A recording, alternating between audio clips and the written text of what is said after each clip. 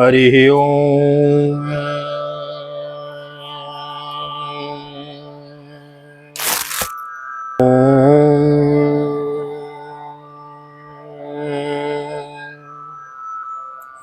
जय श्री राधे, जय श्री कृष्ण। आप सभी को एक बार पुनः स्वागत है आप सभी का आप ही के चैनल VKVPS परिवार श्रीधाम वृंदावन। मैं राधेश्याम वशिष्ठ आप सभी का स्वागत करता हूँ। श्रीधाम वृंदावन भागवत निकेतन बाल गोपाल लाल जी की पावन सन्निधि, राधा मदन गोपाल जी की पावन सन्निधि। और अभी पिछले कल श्रावण मास पूर्ण हो चुका है और रक्षाबंधन के साथ ही और अब भाद्रपद मास आरंभ हो गया है। तो हमारे भगवान कृष्ण के आगमन की, कृष्ण जन्माष्टमी की आपको अग्रिम बधाई। बहुत बहुत VKVPS परिवार के सभी सदस्यों को श्री कृष्ण जन्माष्टमी की अग्रिम बधाई। और बड़ा ही सुंदर बात है, अभी चातुर्मास का व्रत चला हुआ है और हम और आप श्रीमद् भागवत की बृहद कथा श्रवण कर रहे हैं, जिसके अंतर्गत आज हम प्रवेश करेंगे श्रीमद् भागवत के तृतीय स्कंद के षड्विंशो अध्याय यानी 26वें अध्याय में, चैप्टर ऑन 26। तो आइए हम और आप पावन कथा में प्रवेश करते हैं। एक निवेदन करना चाहूँगा, यदि आप चैनल पे नए आए हैं तो चैनल को सब्सक्राइब कर लें, वीडियो को लाइक और शेयर कर देवें, कमेंट में जय श्री राधे जय श्री कृष्ण लिख देवें। बड़ी ही सुंदर बात है, श्रीधाम वृंदावन से श्रीमद् भागवत के एक अध्याय की हम प्रतिदिन कथा श्रवण कर रहे हैं। भाग्योदयेन बहुजन्म समर्जितेन सत्संगम लभते पुरुषो यदा वै अज्ञान हेतु प्रहत मोह मदांधकारम नाशम विदा हेतु दयते विवेको। भगवान कृष्ण बड़ी कृपा करें और हमारे जन्म जन्मांतरों के कल्प कल्पांतरों के जो पुण्य कर्म उदय हों तो हमें भागवत की बृहद कथा श्रवण करने को मिलती है। हम आप बड़भागी हैं। तो आइए देर ना करते हुए आज की पावन कथा प्रसंग में हम प्रवेश करेंगे। सर्वप्रथम करते हैं गोविंद के नाम का संकीर्तन। श्री कृष्ण गोविंद हरे मुरारी, हे नाथ नारायण वासुदेव। श्री कृष्ण गोविंद हरे मुरारी, हे नाथ नारायण वासुदेव। हे नाथ नारायण वासुदेव, हे नाथ नारायण वासुदेव। श्री कृष्ण गोविंद हरे मुरारी, हे नाथ नारायण वासुदेव। नारायणं नमस्कृत्यं नरं चैव नरोत्तमं देवीं सरस्वतीं व्यासं ततो जयमुदीरयेत्। कृष्णाय वासुदेवाय हरये परमात्मने प्रणतः क्लेशनाशाय गोविन्दाय नमो नमः। ओम नमो भगवते वासुदेवाय। अथ षड्विंशोऽध्यायः। श्रीभगवानुवाच अथ ते संप्रवक्ष्यामि तत्त्वानां लक्षणं पृथक्, यद्विदित्वा विमुच्येत पुरुष प्राकृतेर्गुणैः। श्री भगवान ने कहा, माता जी अब मैं तुम्हें प्रकृति आदि सब तत्वों के अलग अलग लक्षण बतलाता हूँ। इन्हें जानकर मनुष्य प्रकृति के गुणों से मुक्त हो जाता है। ज्ञानम निःश्रेयसार्थाय पुरुषस्यात्मदर्शनम, यदा उर्वर्णये तद्दे हृदय ग्रंथि भेदनम। अनादिरात्मा पुरुषो निर्गुणः प्रकृति परः, प्रत्यग्धामा स्वयं ज्योतिर्विश्वम येन समन्वितम्। आत्मदर्शन रूप ज्ञान ही पुरुष के मोक्ष का कारण है और वही उसकी अहंकार रूप हृदय ग्रंथि का छेदन करने वाला है, ऐसा पंडित जन कहते हैं। उस ज्ञान का मैं तुम्हारे आगे वर्णन करता हूँ। यह सारा जगत जिससे व्याप्त होकर प्रकाशित होता है वह आत्मा ही पुरुष है। वह अनादि निर्गुण प्रकृति से परे अंतःकरण में स्फुरित होने वाला और स्वयं प्रकाश है। उस सर्वव्यापक स्वयं प्रकाश है। स एष प्रकृतिं सूक्ष्मां देवीं गुणमयीं विभुं विभो यद्रक्षयेवोपगतम् अभ्यपद्यत लीलया, यद्रक्षयेवोपगतामभ्यपद्यत लीलया। गुणैर्विचित्रा सृजतीं स्वरूपा प्रकृति प्रजा, विलोक्य मुमुहि सद्य स इह ज्ञान गुहयोः। उस सर्वव्यापक पुरुष ने अपने पास लीला विलास पूर्वक आई हुई अव्यक्त और त्रिगुणात्मिका वैष्णवी माया को स्वेच्छा से स्वीकार कर लिया। लीला परायण प्रकृति अपने सत्वादि गुणों द्वारा उन्हीं के अनुरूप प्रजा की सृष्टि करने लगी। यह देख पुरुष ज्ञान को आच्छादित करने वाले उसकी आवरण शक्ति से मोहित हो गया, अपने स्वभाव अपने स्वरूप को भूल गया। एवं परा विद्यानेन कर्तव्यं प्रकृति पुमान् कर्मसु क्रियमाणेषु गुणैरात्मनि मन्यते तदस्य संसृतिर्बन्धो पारतन्त्रं च तत्कृतं भक्तकर्तुरीशस्य भवत्यो कर्तुरीशस्य साक्षिणो निवृत्तात्मनः। इस प्रकार अपने भिन्न प्रकृति के ही अपना स्वरूप समझ लेने से पुरुष प्रकृति के गुणों द्वारा किए जाने वाले कर्मों में अपने को ही कर्ता मानने लगता है। इस कर्तृत्वाभिमान से ही अकर्ता स्वाधीन साक्षी और आनंद स्वरूप पुरुष को जन्म मृत्यु रूप बंधन एवं परतंत्रता की प्राप्ति होती है। कार्य कारण कर्तव्ये कारणम प्रकृतिम विदो भुक्तत्रे सुख दुखानां पुरुषम प्रकृति परम।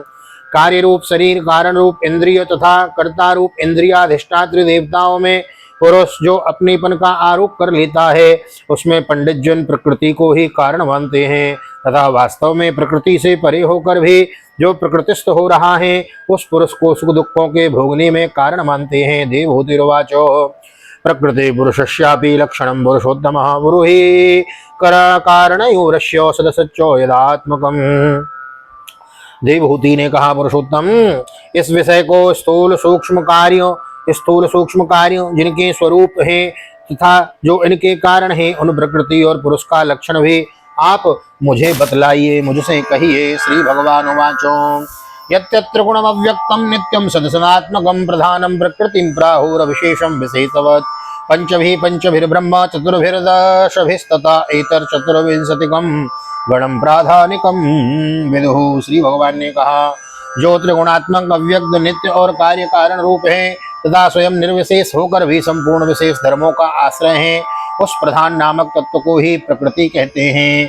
पंच महाभूत, पांच तन्मात्रा, 4 अंतःकरण और 10 इंद्रियां, इन 24 तत्वों के समूह को विद्वान लोग प्रकृति का कार्य मानते हैं। महाभूतानि पंचैव भूरापोऽग्निर्मरुन्नभः तन्मात्राणि च तावन्ति गन्धादीनि मतानि मे इन्द्रियाणि दशस्त्रोत्रं त्वद्रग्सननासिको इन्द्रियाणि दशस्त्रोत्रं त्वद्रग्ग्रसननासिकाः वाक्कारो चरणो मेढ्रं पायुर्दशम उच्यते। पृथ्वी, जल, तेज, वायु और आकाश ये 5 महाभूत हैं। गंध, रस, रूप, स्पर्श और शब्द ये 5 तन्मात्रा माने गए हैं।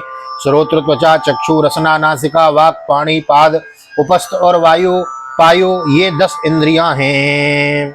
मनोबुद्धिरहंकार चित्तमित्यन्तरात्मकं चतुर्धा लक्ष्यते भेदो वृत्त्या लक्षण रूपयोः एतावानेव संख्यातो ब्रह्मणः सगुणस्य सन्निवेशो मया प्रोक्तो यह काल पंचविंशकः। इस प्रकार तत्वज्ञानी पुरुषों ने सगुण ब्रह्म के सन्निवेश स्थान इन 24 तत्वों की संख्या बतलाई है।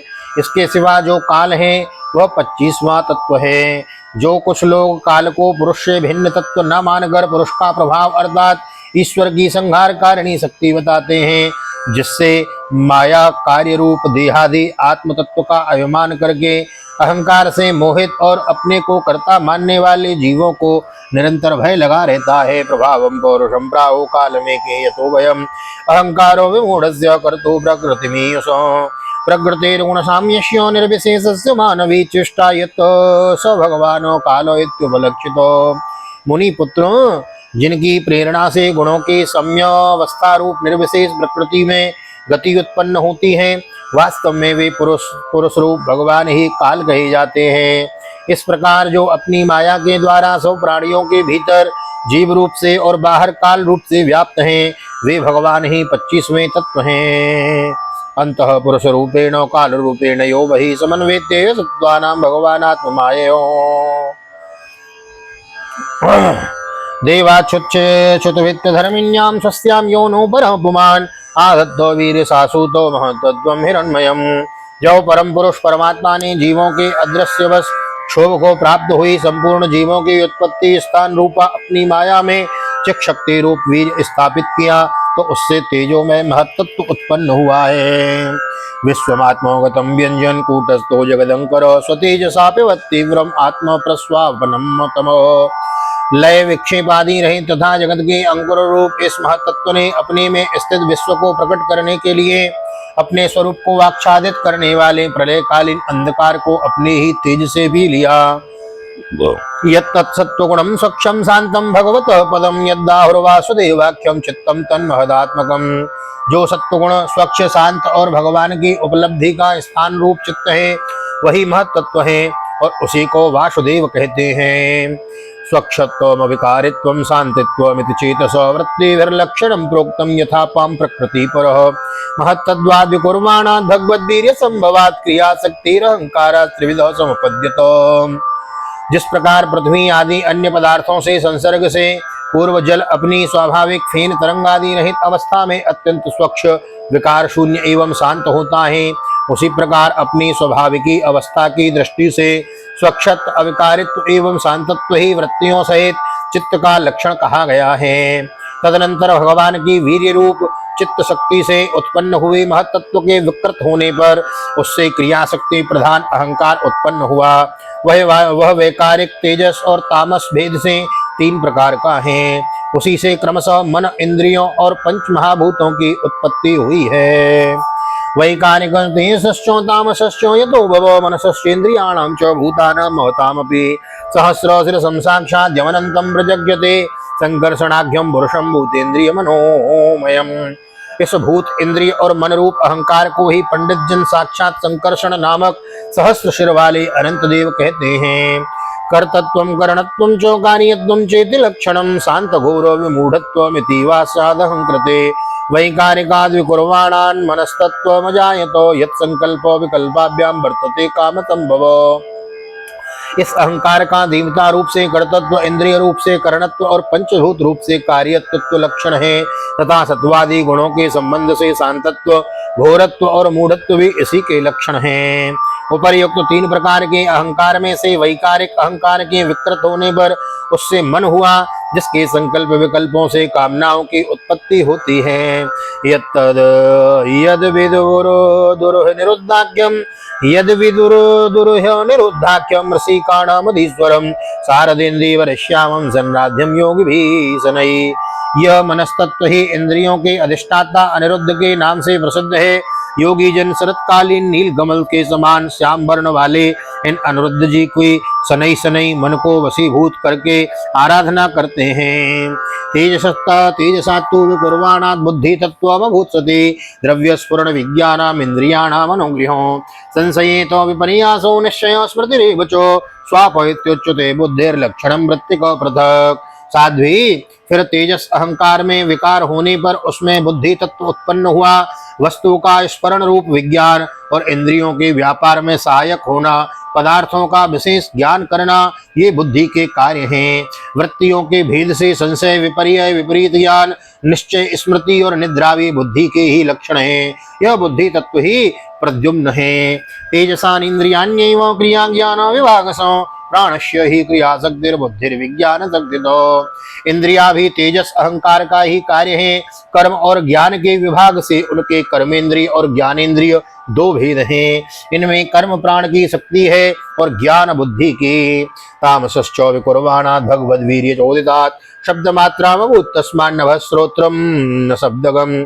अर्थाश्रयत्वं शब्दस्य दृष्टुर्लिंगत्वमेव च तन्मात्रत्वं च नवसो लक्षणं कवयो विदो।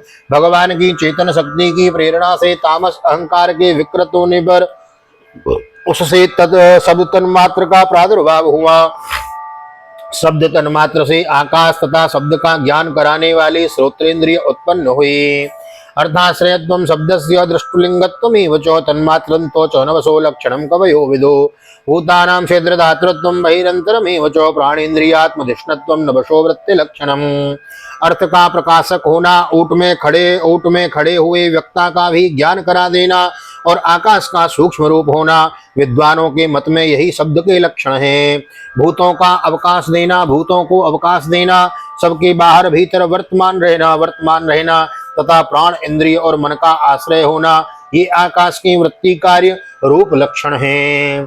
नवशः शब्द तन्मात्रों कालगत्या विकुर्वतो स्पर्शो भवत् ततो वायुस्त्वक स्पर्शस्य संग्रह ततः त्वक स्पर्शस्य च संग्रह मृदत्वं कठिनत्वं च शैत्यमुष्णत्वमेव च एतत् स्पर्श स्पृत्वत्वं तन्मात्रत्वो नवस्वतः। फिर शब्द तन्मात्र के कार्य आकाश में कालगति से विकार होने पर स्पर्श तन्मात्र हुआ और उससे वायु तथा स्पर्श का ग्रहण कराने वाली त्वगिंद्री त्वचा उत्पन्न हुई। कोमलता, कठोरता, शीतलता और उष्णता तथा वायु का सूक्ष्म रूप होना ये स्पर्श के लक्षण हैं। चालनम व्यूहनम प्राप्तिर्नेत्रत्वं द्रव्य शब्दयोः सर्वेन्द्रियाणाम् आत्मत्वं वायो कर्मो विलक्षणम्। वृक्ष की शाखा आदि को हिलाना, तृणादि को इकट्ठा कर देना, सर्वत्र पहुंचना, गंधादि युक्त द्रव्यों को घ्राणादि इंद्रियों के पास तथा शब्दों को श्रोत्रेंद्रिय के पास समीप ले जाना तथा समस्त इंद्रियों को कार्य शक्ति देना, ये वायु की वृत्तियों के लक्षण हैं। वायुश्च स्पर्श तन्मात्रो मद्रूपम देवेरितादभूत समुत्थितम ततस्तेजश्चक्षुरूपो बलम्बनम। तदनंतर देव की प्रेरणा से स्पर्श तन्मात्रा विशिष्ट वायु के विकृत होने पर उससे स्वरूप तन्मात्र हुआ तथा उसमें तेज और रूप को उपलब्ध कराने वाली नेत्रेंद्रिय का प्रादुर्भाव हुआ है। ओम द्रव्याकृतत्वं गुणतां व्यक्ति संस्थात्वमेव च तेजस्त्वं तेजसो साध्वी रूपमात्रस्य वृत्तयो द्योतनं पचनं पानं मदनं हिमवर्धनं तेजसो वृत्तयो स्थित्वा शोषणं सुदृढ़ेव च। साध्वी वस्तु के आकार का बोध कराना, गौण होना, द्रव्य के अंग रूप से प्रतीत होना, द्रव्य का जैसा आकार प्रकार और परिणाम आदि हो उसी रूप में उपलक्षित होना तथा तेज का स्वरूप भूत होना, ये सब रूप तन्मात्र की वृत्तियां हैं। चमकना, पकना, शीत को दूर करना, सुखाना, भूख प्यास पैदा करना और उनकी निवृत्ति के लिए भोजन एवं जलपान करना, ये तेज की वृत्तियां हैं। द्योतनम पचनम पानम मदनम हिममर्दनम तेजसो वृत्तयः श्वेता शोषणम सुदृढ़ेव च। रूपमात्रा विकुर्वाणा तेजसो देवजोदिदात् रसमात्रा भूत तस्मात् दम्भो जिह्वा रसग्रह। फिर देव की प्रेरणा से रूप तन्मात्र में तेज की विकृति होने पर उससे रस तन्मात्र हुआ और उससे जल तथा रस को ग्रहण कराने वाली रसेंद्रिय जिह्वा उत्पन्न हुई। कसायो मधुर स्तिक्तः कटवं लो इतने कथा भौतिकानां विकारेण रस एको विवद्यते क्लेदनं पिण्डनं तृप्तिं प्राणानाप्यानयोन्दनं जनोन्दनं तापापनोदो भूयस्त्वम् अम्बसो वृत्तियस्त्विमाम्। रस अपने शुद्ध स्वरूप में एक ही है, किंतु अन्य भौतिक पदार्थों के संयोग से वह कसेला, मीठा, तीखा, कड़वा, खट्टा और नमकीन आदि कई प्रकार का हो जाता है। गीला करना, मिट्टी आदि को पिंडाकार बना देना, तृप्त करना, जीवित रखना, प्यास बुझाना, पदार्थों को मृदु कर देना, ताप की निवृत्ति कराना और कूप आदि से निकाल लिए जाने पर भी वहां बार बार पुनः प्रकट हो जाना, ये जल की वृत्तियां हैं। रसमाता विकुर्वाणा दम्बसो देवजोदिदात् गन्धमात्रा भूत तस्मात् पृथ्वी घ्राणस्तु गंधको करम्भ पूत सौरभ्या शांतोग्रामलादि भी पृथक द्रव्यावयव वैषम्याद गंध एको विविद्यते। इसके पश्चात देव प्रेरित रसस्वरूप जल की विकृत होने पर उससे गंध तन्मात्र हुआ और उसमें पृथ्वी तथा गंध को ग्रहण कराने वाली घ्राणेन्द्रिय प्रकट हुई। गंध एक ही है, तथापि परस्पर मिले हुए द्रव्य भागों की न्यूनाधिकता से वह मिश्रित गंध, दुर्गंध, सुगंध, मृदु, तीव्र और अम्ल, खट्टा आदि अनेक प्रकार का हो जाता है। भावनम ब्रह्मण स्थानम धारणम सद्विशेषणम सर्वसत्वद्गुणोद्भेद पृथ्वी वृत्ति लक्षणम नमो गुणोवशेषोऽर्थो यस्य तच्छोत्रमुच्यते वायुर्गुणवशेषोऽर्थो यस्य तत्त्वदर्शनं विदो। प्रतिमादि रूप से ब्रह्म की साकार भावना का आश्रय होना, जल आदि कारण तत्वों से भिन्न भिन्न किसी दूसरे आश्रय की अपेक्षा किए बिना ही स्थिर रहना, जल आदि अन्य पदार्थों को धारण करना, आकाश आदि अवेक्षत होना, घटाकाश पटाकाश आदि भेदों को सिद्ध करना तथा परिणाम विशेष संपूर्ण प्राणियों के स्त्रीत्व, पुरुषत्व आदि गुणों को प्रकट करना, ये पृथ्वी के कार्य रूप लक्षण हैं। नभो गुण विशेषोर्थो यस्य तक्षोत्रमुच्यते वायुर्गुण विशेषोर्थो यस्य तत्त्वदर्शनं विदो। आकाश का विशेष गुण शब्द जिसका विषय है वह श्रोतेंद्रिय है, वायु का विशेष गुण स्पर्श जिसका विषय है वह त्वगिंद्रिय है। तेजो गुण विशेषोर्थो यस्य तच्चक्षुरुच्यते अम्ब भो गुण विशेषोर्धो यस्य तद्रसनं विदो भूमिर्गुण विशेषोर्थे यस्य संघ्राण उच्यते तेज का विशेष गुण रूप जिसका विषय है वह नेत्रेंद्रिय है, जल का विशेष गुण रस जिसका विषय है वह रसनेन्द्रिय है, और पृथ्वी का विशेष गुण गंध जिसका विषय है उसे घ्राणेन्द्रिय कहते हैं। परस्य दृश्यते धर्मो य परस्मिन् समन्वयात् अतो विशेषो भावानां भूमा वेवोपलक्ष्यते एतान्य संयत्य यदा महदादीनि सप्तवै कालकर्म गुणोपेतो जगदादिरूपाविशत्। ओम वायु आदि कार्य तत्वों में आकाश आदि कारण तत्वों के रहने से उनके गुण भी अनुगत देखे जाते हैं, इसलिए समस्त महाभूतों के गुण शब्द स्पर्श रूप रस गंध केवल पृथ्वी में ही पाए जाते हैं। एतन्योः संयत्य यदा महदादीनि सप्तवै एतान्योः संयत्यो यदा महदादीनि सप्तवै कालकर्म गुणोपेतो जगदादिरूपाविशत्।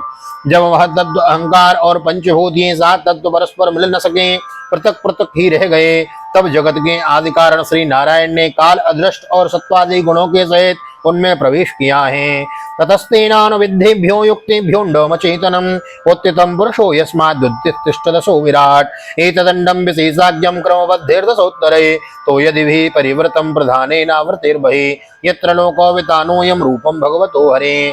फिर परमात्मा के प्रवेश से शुद्ध और आपस में मिले हुए उन तत्वों से एक जड़ अखंड अंड उत्पन्न हुआ, उस अंड से इस विराट पुरुष की अभिव्यक्ति हुई। इस अंड का नाम विशेष है, इसी के अंतर्गत श्री हरि ही स्वरूप भूत 14 भवनों का विस्तार है। यह चारों ओर से क्रमशः एक दूसरे से 10 गुने जल अग्नि वायु आकाश अहंकार और महत्वत्व इन 6 आवरणों से घिरा हुआ है। इन सबके बाहर 7वां आवरण प्रकृति का है। हिरणमया दंडकोशादुत्थायो सलिलेशयात् तमाविश्यो महादेवो बहुधा निर्विवेदकम् निर्विद्य तदाश्य प्रथमं मुखं वाणी ततो भवत् वाण्यावग्निरतो नासे प्राणो तो ग्राणयेतयोः। कारणमय जल में स्थित उस तेजोमय अंड से उठकर उस विराट पुरुष ने पुनः उसमें प्रवेश किया और फिर उसमें कई प्रकार के छिद्र किए। सबसे पहले उसमें मुख प्रकट हुआ, उसमें वाक इंद्रिय और उसके अंतरत वाक का अधिष्ठाता अग्नि उत्पन्न हुआ। फिर नाक से छिद्र नथुनी से प्रकट हुए, उनसे प्राण सहित घ्राणेन्द्रिय उत्पन्न हुई। घ्राणाद्वायुर्विद्येताम् अक्षणे चक्षुरेतयो तस्मात् सूर्यो विद्येताम् कर्णो श्रोत्रम ततो दिशो। घ्राण के बाद उसका अधिष्ठाता वायु उत्पन्न हुआ, तत्पश्चात नेत्र गोलक प्रकट हुए, उनसे चक्षु इंद्रिय प्रकट हुए और उसके अनंतर उसका अधिष्ठाता सूर्य उत्पन्न हुआ। फिर कानों से छिद्र प्रकट हुए, उनसे उनकी इंद्रिय श्रोत्र और उसके अभिमानी दिग देवता प्रकट भये हैं। निर्विवेदो विराजस्त्वग्रोमसस्वाद्रयस्ततो अतः सदयश्चासन शिष्णम निर्विवेदे ततो। इसके बाद उस विराट पुरुष की त्वचा उत्पन्न हुई, उसमें रोम मूछ दाढ़ी तथा सिर के बाल प्रकट हुए और उनके बाद त्वचा की अभिमानी औषधियां अन्न आदि उत्पन्न हुए। इसके पश्चात लिंग प्रकट हुआ। रेतस्तस्मादाप आसन्न निर्विद्यते वै गुदम गुदादपानो पानाचो मृत्युलोक अयम मुक्तलोको भयंकरो। उससे वीर और वीर के बाद लिंग का अभिमानी आपोदेव जल उत्पन्न हुआ। फिर गुदा प्रकट हुई, उससे अपान वायु और अपान के बाद उसका अभिमानी लोकों को भयभीत कराने वाला मृत्यु देवता उत्पन्न हुआ है।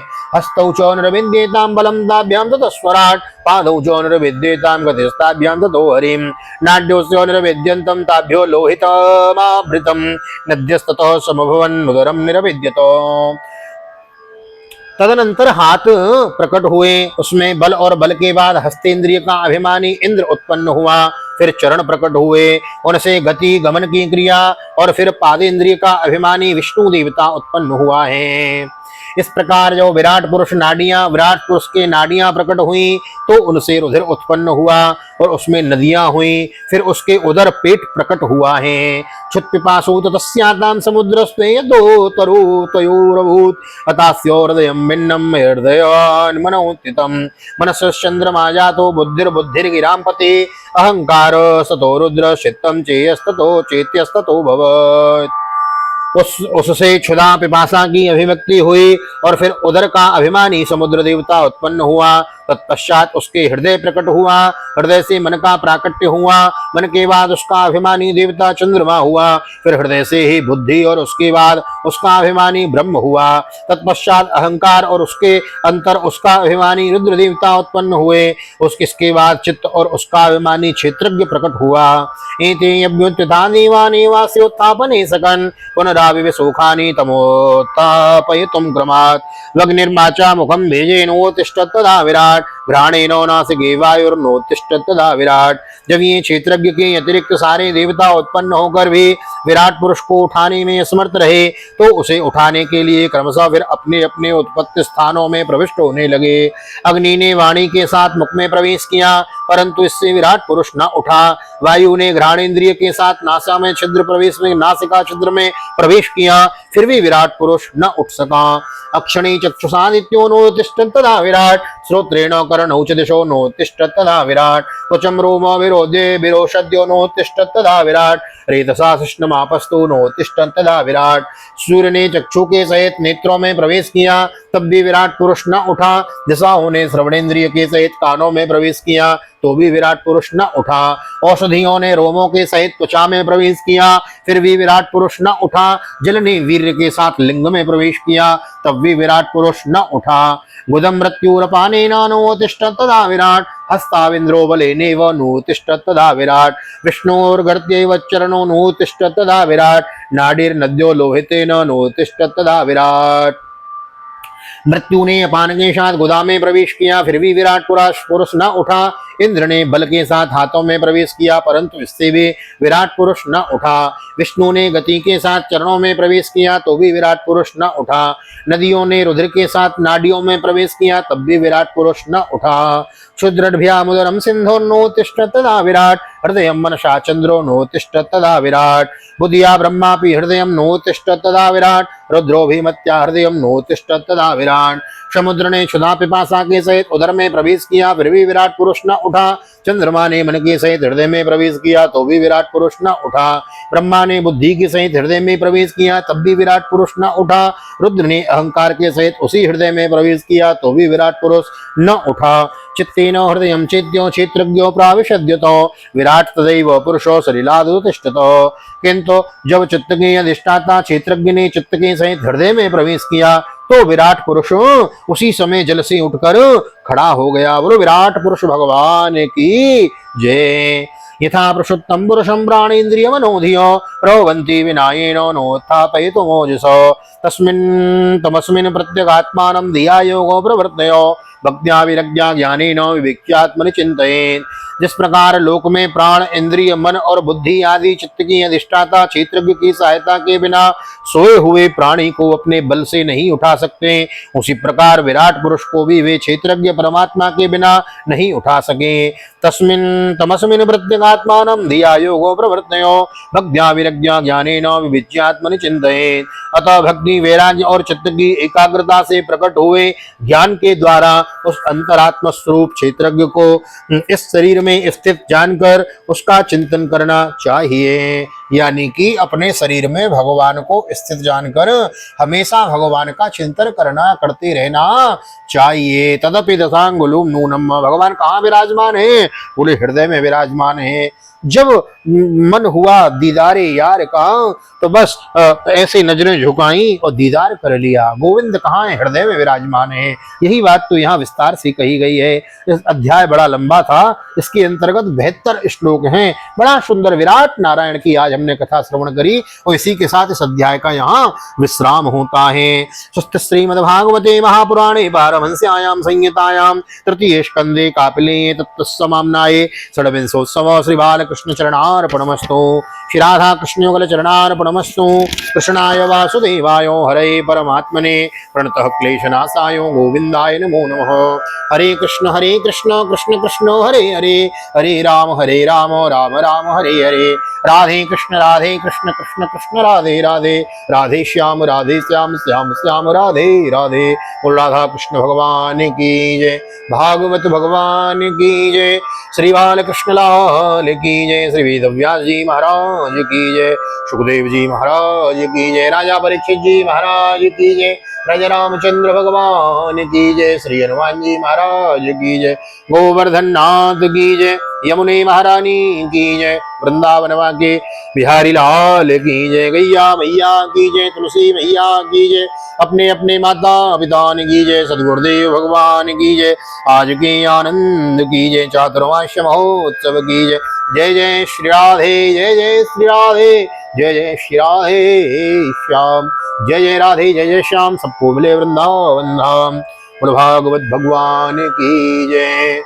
तो आज भाद्रपद मास की प्रतिपदा और श्रावण भादव, हाँ भाद्रपद मास की प्रतिपदा है और भगवान कृष्ण की जन्माष्टमी की तैयारियां हैं। ठाकुर जी का झूला से उतार दिया गया, ठाकुर जी को सुंदर सिंहासन पर पोढ़ाए हुए हैं और फिर अब पालने में पोढ़ाने की बारी है। 6 तारीख को मेरे ख्याल से जन्माष्टमी है, तो आपको विशेष रूप से जन्माष्टमी की बहुत बहुत हार्दिक शुभकामनाएं। आज 1 सितंबर हो गया, 1 तारीख हो गई। तो एक बार पुनः वीडियो में यहाँ तक बने रहे हैं उसके लिए हृदय से बहुत बहुत धन्यवाद। और यहाँ तक वीडियो देख रहे हैं तो एक काम करें, वीडियो को लाइक कर देवें, नए आए हैं तो चैनल को सब्सक्राइब कर लेवें, शेयर कर देवें, अपने बुजुर्गों को सुनाएं, बालकों को सुनाएं। भागवत की बृहद कथा हम श्रवण कर रहे हैं। 16,000 18,000 श्लोकों के एक एक अध्याय के एक एक श्लोक के एक एक अर्धाली के अक्षरांश का अर्थ हम श्रवण कर रहे हैं। तो हम आप बड़े भागी हैं। अधिक से अधिक शेयर करें, लाइक करें, नए आए हैं तो चैनल को सब्सक्राइब करें और ठाकुर जी का दर्शन करते हो एक बार पुनः आप सभी को श्रीधाम वृंदावन से प्यार भरी जय श्री राधे, जय श्री कृष्ण, हरि ओम।